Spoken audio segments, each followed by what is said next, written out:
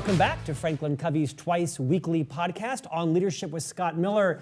Gosh, close to 7 years of phenomenal interviews, 475 conversations with some of the most influential thought leaders in the world. They come known as CEOs and founders and entrepreneurs and intrapreneurs, physicians, scientists, researchers, people that may or may not have some celebrity or household name recognition. They're all dedicated to the same thing, which is to help you become a better leader, to be more disciplined, to be more fulfilled, to actually create better habits. FranklinCovey, of course, known as the world's most trusted leadership firm, founded in part by the iconic author, Dr. Stephen R. Covey, who wrote the book, amongst many, titled The 7 Habits of Highly Effective People. Each week, twice weekly, on audio and video, I try as the host to tease out some insights from our guests in the hopes to make you more fulfilled and a better leader, whatever that means in your life. Our guest today is Anne-Laure Le Cunff. She is a neuroscientist. She is a well-educated researcher and author of the newly released book, Tiny Experiments: How to Live Freely in a Goal-Obsessed World. You're welcome, even before the interview starts. What a great title for today's topic. Anne-Laure, welcome to On Leadership. Thank you so much for having me. I'm very excited to be here with you today. Well, you live and travel around the world. You have worked and researched from many different continents, and today you're joining us from Austin, Texas, which is currently where you are residing. Looking forward to diving into some of the maybe counterintuitive aspects of your research and your books. You are a well-known researcher and neuroscientist. I believe you are right now, is it true, finishing your PhD, or have you already completed that? I finished my PhD last year, and I finished writing the book a few months ago, and I'm very much focused now on getting those ideas into the world. Well, Doctor, welcome to the house. We're delighted that you're here. I know I have some sense for what that takes, and I'm in awe of your discipline, and I'm sure you are delighted, as are your family, for your success. So let's rewind a couple of years, because people aren't going to be able to exactly pinpoint your accent because you've had a broad life around the world. Give us a little bit of backstory, who you are, what you've been doing, where you've been living, and why this particular topic became such a passion for you. Yeah, absolutely. I am half French, half Algerian. I grew up in Paris, and I think about my life and my work into two very different chapters. The first one was very linear, very focused on trying to feel like I had it all figured out. So I wanted to have a clear plan, a clear vision, and then clear steps to get there. And the second part of my life, which is the part that has inspired this work and this book, is all about having a more experimental approach, really embracing the idea of uncertainty as something you can learn from rather than something to be scared of. And that's been basically my life in the past few years, studying the neuroscience of adaptability, curiosity, and uncertainty, and learning how to make the most of it. So I detect some French. Give us a sense for what your travels and your nationality has been. Yeah, so I grew up in Paris, and then I worked at Google in San Francisco for a few years. I am currently based in London, and we're currently doing this interview while I'm in Austin. So I'm traveling through the US and trying to meet as many people as possible. Well, we're delighted that you landed with us for some time today. The book is titled Tiny Experiments. I mean, really, it's kind of it's a manual for how to consider ways in which to live your life and to maybe even challenge some conventional wisdom, right? Some assumptions that all of us thought were the right path for us. One of your opening chapters is titled Escaping the Tyranny of Purpose.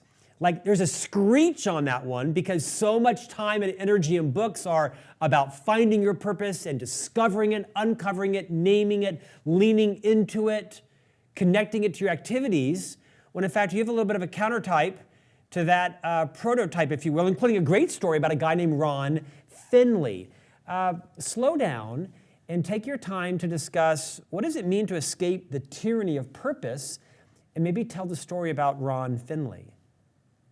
Yeah, so purpose is something that we are all searching for. And in fact, it has become something we're increasingly searching for.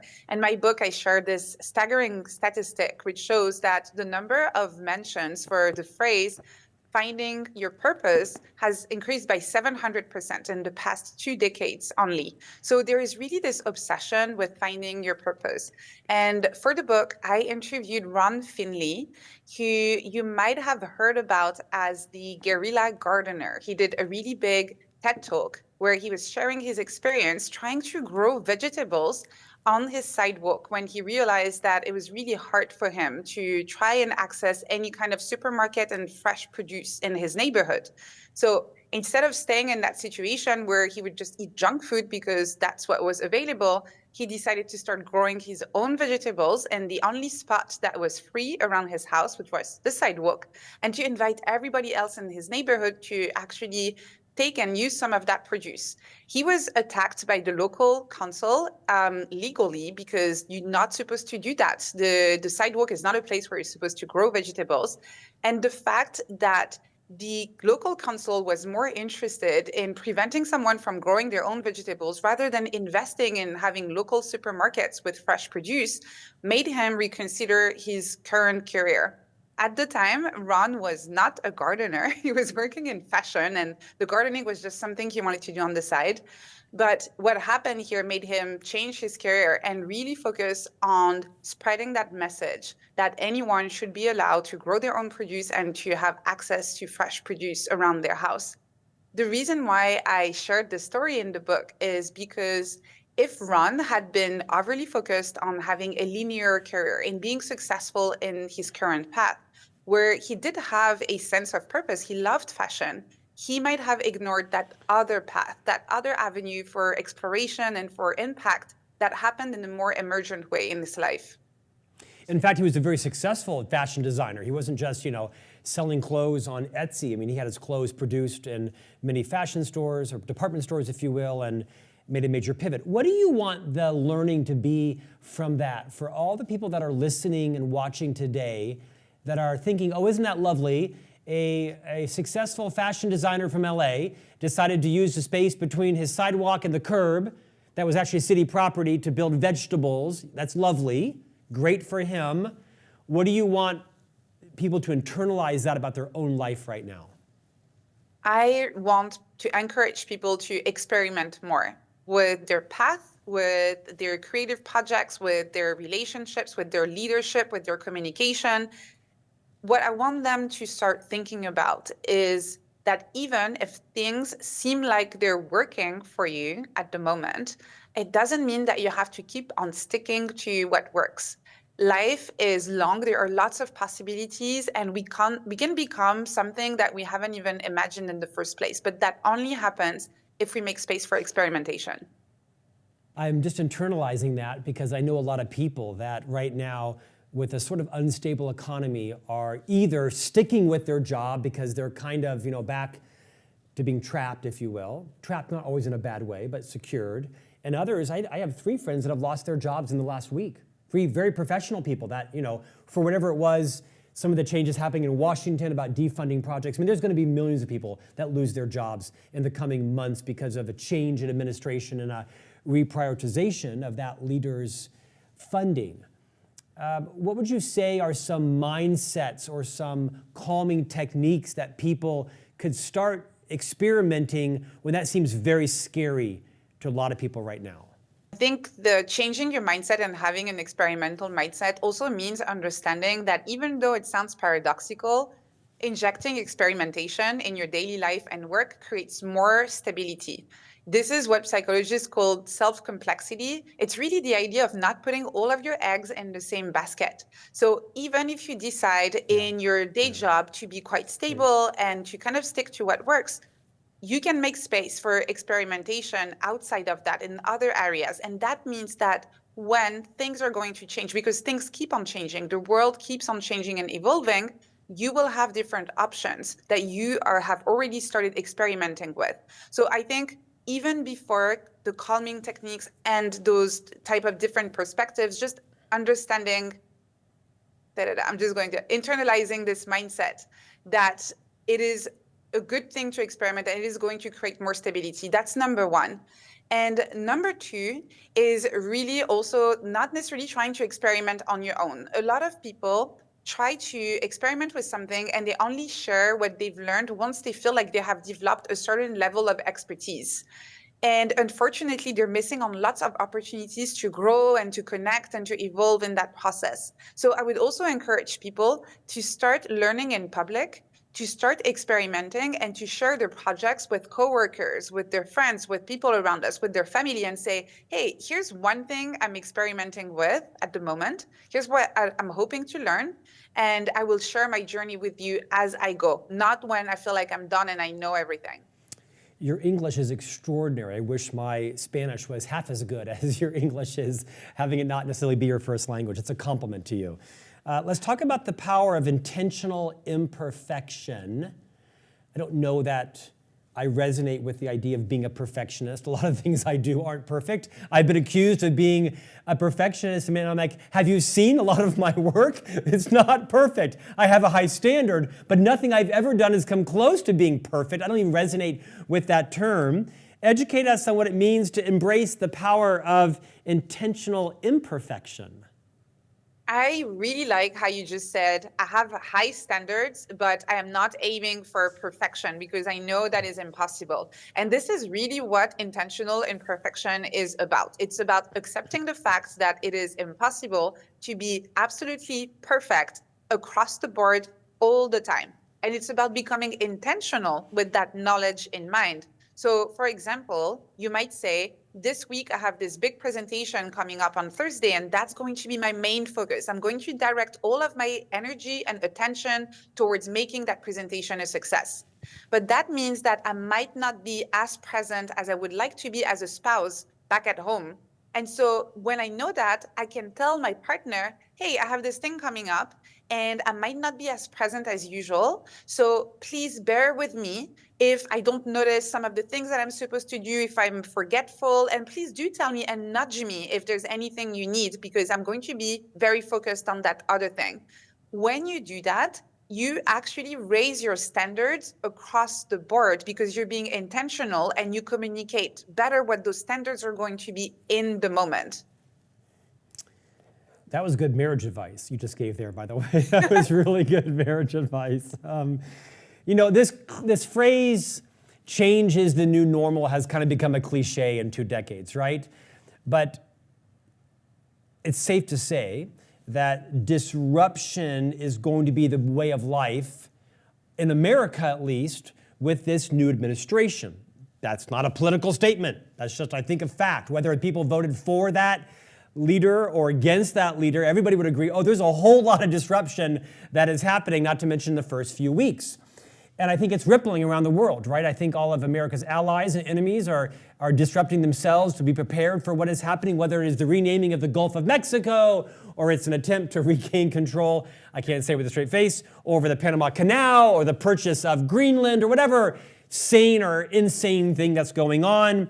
There is the elimination of decades-old departments and cabinets and pennies and you name it. And some of it will be good and some of it will be not so good. And, you know, hopefully we'll all still be here. However, disruption is the new normal, not just change. And you write a lot about learning to dance with disruption, whether it is the tsunami coming with machine learning and AI, which is going to change the professional landscape like we don't even imagine. I know this. A, I'm a podcast host, and B, I'm a literary agent and have probably 25 AI manuscripts sitting on my desk with authors wanting me to represent them. Some of them hyperbole, some of them doom and gloom, and some of them quite insightful. Educate us on what it means to dance with disruption and maybe try to bring it as close to our real lives as possible. I'm not sure I care if the penny is here or not, but I definitely know that my life is full of disruption. Bring it home. Absolutely. So I call it dancing with disruption because it is a little dance and it has 2 steps. The first step is to decouple the actual consequences from the subjective experience. So you can deal with the subjective experience of experiencing a disruption. And that very often means some fear, worry, tensing up, anxiety about the future, which might cloud your judgment and make it more difficult to make a rational decision. So before you make any decision about the disruption, you just have to first process the emotion. So that's processing the subjective experience. So let's say, for example, that you have a very important client that might be canceling. You feel like they're getting cold feet and that contract might not happen. You will feel fear. You will start worrying about, what is my manager going to think? What does that mean for other clients that we're kind of waiting to see a case study from this client? So don't think about that yet, just process the emotion. And I share a tool in the book that is called affective labeling. And that really just means putting words on the feelings, naming the feelings, taking a few minutes to just say, oh, that's fear, that's anxiety, that is the worry of being judged. Cool, let's name it. There's research showing that just by naming the emotion, you will have processed most of it and you can move past it. Once that's done, you can go to the second step of the dance, which is to actually deal with the objective consequences of the disruption. And this is when you go into thinking, rational mode, where you start brainstorming with your team and figuring out how you want to address the challenge that you're facing. And you're going to be a lot more effective doing this if you've done the job first of managing the subjective experience and the underlying emotions that are caused by the disruption. Anne-Laure, here in the US, you may be aware there's a couple of adages.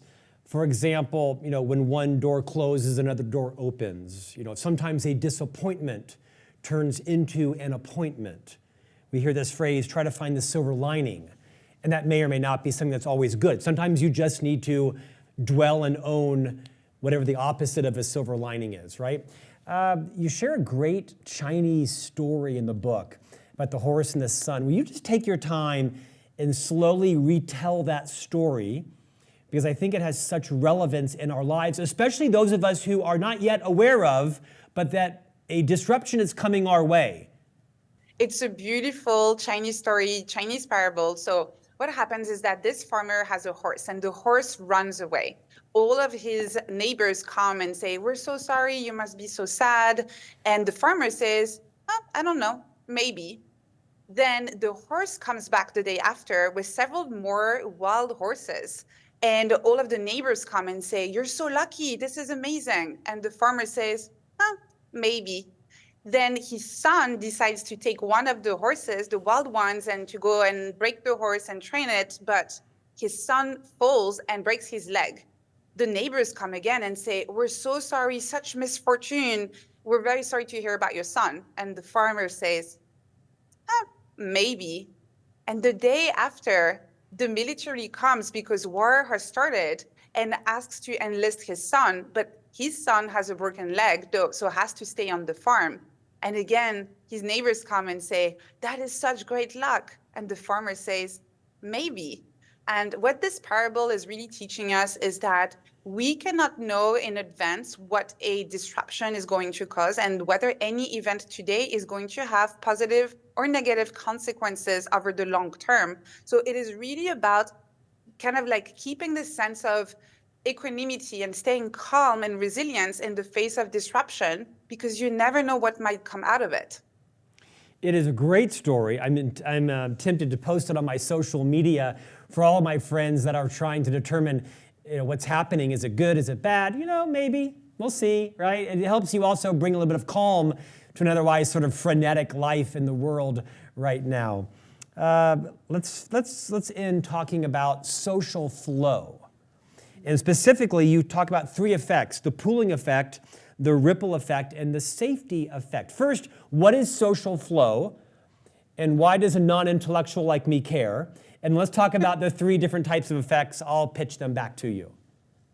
You might have heard about the concept of flow, which is just the idea that we can put ourselves in a mental state where we're highly focused and concentrated on our job, and we can be much more creative when we're in the state where we kind of forget about anything else, right? Only the work matters and we lose track of time. It's a great feeling for lots of people who want to do some deep work. What's very interesting is that there's research showing now that there's also social flow, and social flow happens when we get into a deeper sense of flow when we're surrounded with other people who are in the same state. And the way you can leverage this is by really taking your team together, and instead of trying to solve a problem on your own, getting everyone in the same room and getting everyone to work on the problem, not by brainstorming, but individually. And just knowing that having this effect, this sense of flow collectively, the social flow, is going to make you all at a team level reflect in a better way about the problem. Okay, So now with that foundation, drill into what the pooling effect means. So the pooling effect is the effect that shows that by pooling resources and information together, we're going to learn faster, better, and more efficiently. Again, that connects to social flow in the sense that instead of trying to figure out all of the information you need to find a solution to a problem, create space for pulling information. And for some people at a very practical level, that can be creating an internal spreadsheet, an internal database, and just saying, hey, let's all copy paste what we found about this and pull our resources in a way where we can be more effective together. Next, go to the ripple effect. The ripple effect is also knowing that some of the actions that you're going to take individually can ripple and then have positive effects around you in your business, in your community. But for that, you need to work in a way where you actually share your work. If you make progress and don't tell anyone what you learn, you're not going to have any ripple effect. So to create a ripple effect in your organization, once you've spent that time working on something, make sure that you also share what you learned with everybody around you. So, I mean, these seem pretty common sense. Did you write about these in Social Flow because your research showed that common practice or common knowledge isn't common practice, that there tends to be, a dearth of these in organizations? Oh, yeah, absolutely. And a lot of things that are common sense have actually been backed by research in a way where there's actually strong evidence, but people don't necessarily apply them. So my objective with this chapter, where I put them all together, is to connect them in a way where even if you don't remember the exact tools and the exact effects, which not everyone might remember, just having this change in mindset where you start thinking a little bit more at the group level when you're trying to get into a state of flow. And when you start thinking a little bit more at the collective ripple effects, pulling effects that you might have in the way you work. So thinking about your work in a more collective way. Land this talking about the safety effect. Finally, the safety effect is showing that we tend to be more comfortable taking risks and experimenting if we know that we can count on the group to kind of have our back, having this type of safety net when we experiment. So that's also where you want as a leader to try to create that sense of psychological safety where people know that they can try new things, they can experiment. Again, sharing their journey, letting everybody know, hey, that's the thing I'm experimenting with. And as a leader, telling them, cool, you do that, you collect that data, you tell us how it goes, and if it doesn't work out, we got your back. Let's end riffing a bit on this concept of the nonlinear path. I think it changes and ebbs and flows with generations. I'm old enough, probably twice your age. When I was raised out of college in the workforce, the prevailing principle was a linear path, right? Is first you do this and then you do that, and here is the path. And millions of people had very successful careers with a linear path. And still many millions do, right? People's values are different. Some value safety, some value title, some value 401k contribution or equity. Not everybody has the same personal, professional values. I do, however, think it's safe to say that in the emerging generation, that a nonlinear path is becoming more and more standard, more and more likely than a linear path. Riff on that and we'll end our conversation. Absolutely. So we used to have, as you mentioned, this very linear path with very clear rules and a step-by-step in terms of what success should look like. And that was the beginning of my career. When I worked at Google, we had a rubric that was telling us, do these things in this order, work on these kinds of projects, and you will get promoted and you will be successful.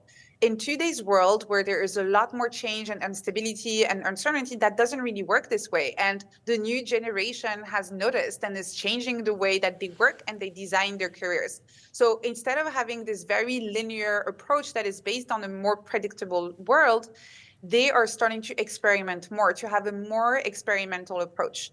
And that means that instead of trying to have this 5-year plan where you feel like you know where you're going, where you have this certainty, this control, you say, okay, what is something I'm curious about? What is something I would like to learn about? Do I want to experiment with? And based on that, designing just the next steps in your career, not the 5-10 year plan, just the next steps in your career to explore a direction. Because of that, when you look back, it might give you a career path that looks a little bit wiggly, but that's completely okay. It can still be very, very fulfilling to have all of this space for exploration and reinvention. And obviously, you've done a tremendous amount of research on this book. Let's end on an extremely practical note. You've inspired me today, right, to think about maybe, I love that concept, it's like my new mantra, maybe, in terms of interpreting and receiving how some outside action may or may not be benefiting us or a horse or our son, perhaps saved from the military. Who knows, the next day, maybe the house was going to catch on fire. I mean, who knows, right, what's going to happen? I love that story, especially as I tell it to so many friends who are in turmoil right now, emotional, financial, professional. It's such a great story to kind of calm down. If there was a tiny experiment that you would hope all of our listeners and viewers might consider partaking in when they hang up from this podcast. Do you hang up from the podcast? When they end listening from this podcast, give us some example of some tiny experiments that you've seen people partake in that have changed their paradigm, changed their mindset, maybe even changed their trajectory. Yeah, I'll give you a couple that I absolutely love from my community. One of them is a person who decided to grow their professional network by experimenting. So they said that every Monday, they send one cold email to someone they admire, someone they read a book from, or someone they saw at a conference, and they send that one email. And because of that, they've had amazing opportunities. So that's one tiny experiment. And another one that you can just do on your own that's maybe a little bit less scary is just looking at your calendar and noticing something you've been doing in exactly the same way over the past years. So maybe you always start your morning with emails, or maybe you have your team meeting exactly in the same spot with the same format, and asking yourself again, maybe we could do things differently, and design an experiment around that and say, for the next month, let's try this differently. Let's just tweak a little bit our parameters and see what happens. Neuroscientist on the rise, Anne-Laure Le Cunff. Your new book is called Tiny Experiments: How to Live Freely in a Goal-Obsessed World. My favorite chapter was Escaping the Tyranny of Purpose, and I'll be telling lots of people the story about the Chinese horses and farmers. Thanks for your time today. Best of success to you. Thanks for having me. And we'll see you back here next week for a new conversation on leadership.